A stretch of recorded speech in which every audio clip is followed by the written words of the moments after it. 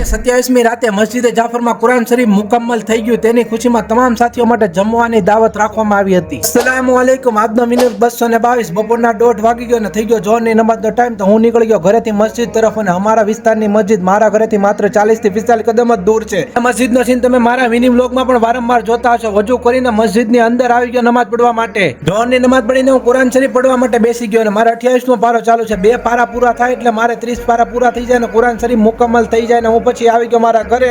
રોજની જેમ હું અને મહેંદીભાઈ નીકળી ગયા ઇફતારીની વસ્તુ લેવા માટે। આઈડીને ફોલો નથી કરી તો ફોલો કરી લેજો કેમ કે વિડીયો બનાવવામાં ખૂબ જ મહેનત લાગે છે। ત્યારબાદ આવી ગયા માંડવે ને અહીંયા તો તરબૂચ ઢગલા મોટા પડ્યા છે। એમાંથી એક ઉપાડ્યું ને હું અને મહેંદીભાઈ ડિસિઝન લેવા માંડ્યા। મેં કીધું શું કરવું, લેવું કે નહીં? પછી જોકમાં દીધું તો 2 કિલો નીકળું। પછી એક તરબૂચ લઈ લીધું 2 કિલો વાળું। હું અને મહેંદીભાઈ આવી ગયા કબ્રસ્તાને। અહીંયાનું બધું કામકાજ પતાવી ઇફતારીની બધો સામાન લઈને નીકળી ગયા ઘર તરફ। ફાઇનલી પછી પહોંચી ગયા અમે ઘરે। પછી આવી ગયો ઘરે ગુલાબનું શરબત બનાવવાનું બાકી હતું તો બનાવી નાખ્યો। ઇફતારીનો ટાઈમ થઈ ગયો તો દુઆ પડીને રોજો ખોલી નાખ્યો। પછી આવી ગયો મગરિબની નમાઝ પડવા માટે। નમાઝ પછી ઇમરાનભાઈને મળ્યો કેમ કે એતેકાફમાં બેઠા છે માશાઅલ્લાહ।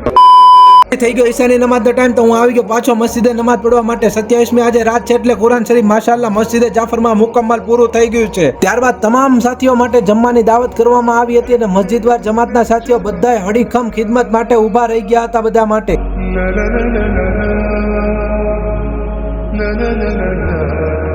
નાના છોકરાના કહેવા મુજબ એમનું પણ શૂટિંગ લઈ લીધું। પછી બધાને ખવડાવીને લાસ્ટમાં અમે પણ માશાઅલ્લાહ ખાવામાં બેસી ગયા। આનો ફૂલ વિડીયો જોયો તો આ યુટ્યુબ ચેનલમાં છે અને આવા વિડીયો જોવા માટે ફોલો કરવાનું ભૂલતા નહીં।